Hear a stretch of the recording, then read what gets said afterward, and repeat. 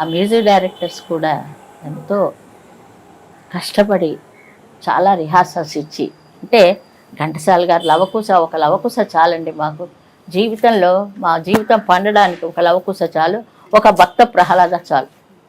అది నారాయణ మంత్రం పాడుతుంటే ఆ రోజారమణి గారు ఆవిడ పాడుతున్నట్టే ఉంటుంది. నిజంగానే కారణ జన్మలో అంటే ఈ సంగీతం కోసమే పుట్టాం.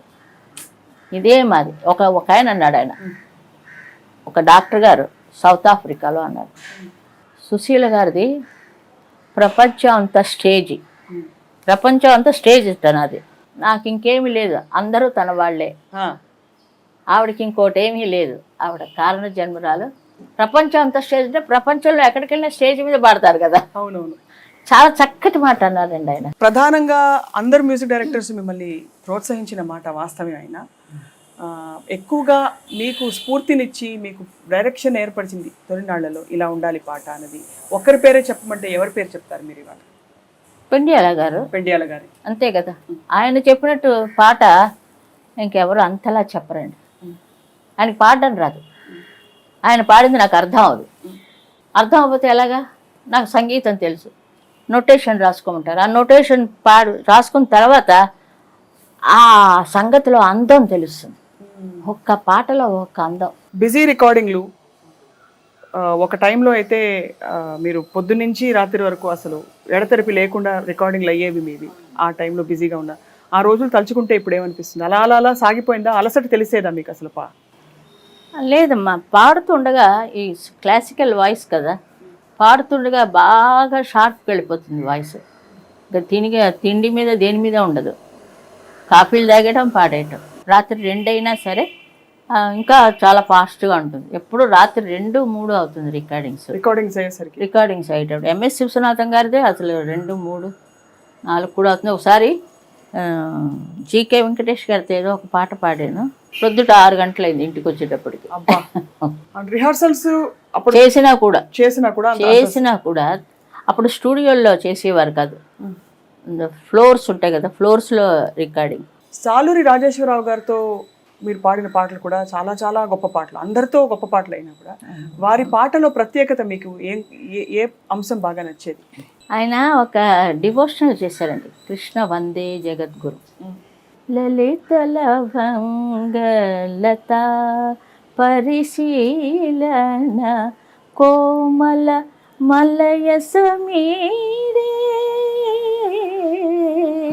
లలిత లవంగ లతా పరిశీలన. అంత ఎంత మంచి పాట అది, అష్టపది. చాలా బాగా చేశారు ఆ పాట. అలాంటివి ఆయనవి డివోషనల్ సాంగ్స్. అంటే చిన్నప్పటి నుంచి బాలసరస్వతిరావు గారు, ఆవిడ పాటలు అంటే పిచ్చి నాకు. అవునా?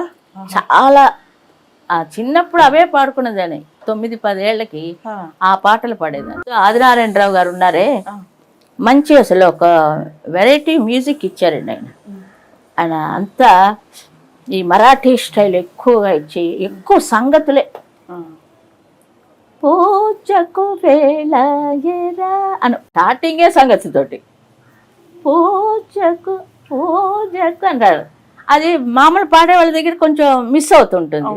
అలాంటివి చిన్నవన్నీ మనం అయ్యో చెప్తే బాగుంటుంది అని మనసు చివుక్కుమంటుంది. ఆ పిల్లలందరూ పాడుతుంటే అప్పుడు మనకి కొంచెం బాధగా అనిపిస్తుంది. సరి సరి తరస తరి తరి తరి తరా తరి తరి తరి తా ఈ కట్టింగ్స్ చాలా లైక్ చేస్తారు ఆదినారాయణరావు గారు. అది వచ్చే వరకు తబలాలో కూడా రావాలి. అది తబలాలో కూడా తగదా తగదా తగదా అని రావాలి. అది రాకపోతే ఆయనకి ఇష్టం లేదు. చాలా రిహార్సల్ చేయించేవారు. పిలువకురా చూడండి ఎంత మంచి మంచి పాటలు ఆదినారాయణరావు గారు. నెక్స్ట్ చాలా మంచి మరాఠీ సంగీతం అందించారు ఆయన. వస్తాడు నారాజు మరి చూడండి మీరు, ఎంత అది పాపులర్. విజయ నిర్మల గారికి ఏమీ లేదు, సింపుల్గా ఉంటుంది.